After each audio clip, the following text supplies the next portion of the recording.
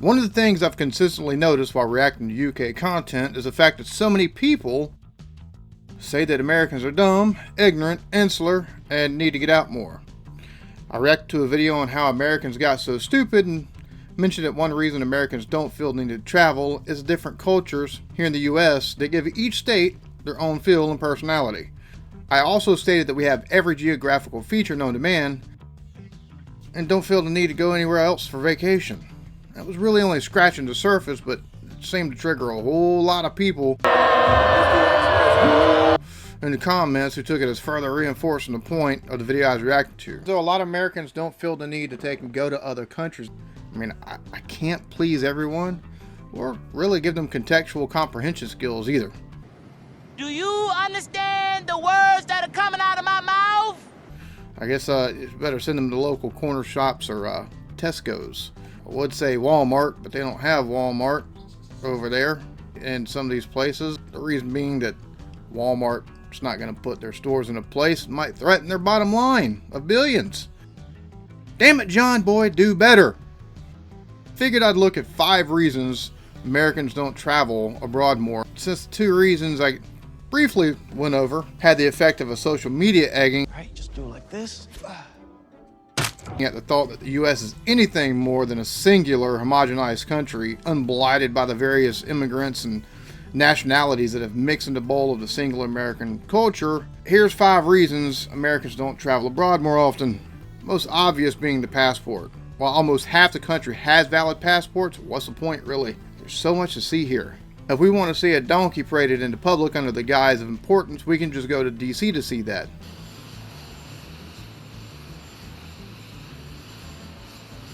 Why go see what amounts at this point to a grand historic stables when you can take a trip to a grand historic White House? If we want bougie, there's no need for baguettes and berets. We can just go window shopping at Chanel and Rodeo or buy a shoe from Mr. Ralph Lauren there.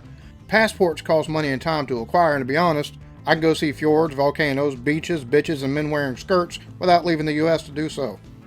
Another issue for many Americans is the language barrier. It's hard enough traveling to a different region in the US and wondering where the R went. Outside the market basket here. Or why someone is randomly saying, yeah, don't you know? Oh, yeah? Yeah. Yeah, is that useful to you? Oh, you betcha, yeah. Or, that's good food right there. Why don't you get you some? So, really no need to travel to a country where T's are absent, I's, O's, and U's are added where they're not needed, and somehow nobody's wearing shoulder pads when they play football.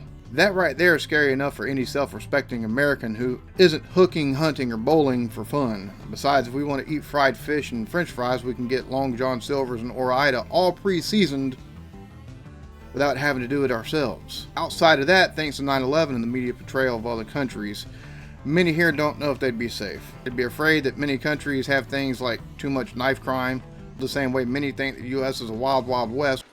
Don't any of you have the guts to play for blood? I'm your huckleberry. With guns blazing everywhere, without taking a deeper look at the data sets that have been cherry-picked without telling the whole picture. Information is a two-way street that requires further investigation and questioning, but it's so much easier just to believe everything presented as fact when you don't live there. Americans also lack the time to travel abroad. I mean, we're not just handed 20 to 30 days right off the bat just so we can be slobs whenever we want. We just have to work to live around here. None of that socialism crap. Unless you're Microsoft and Tesla. We work our way up from 7 days a year after the first year to 30 days by the time we hit 70 with 2 years left in the tank after retirement.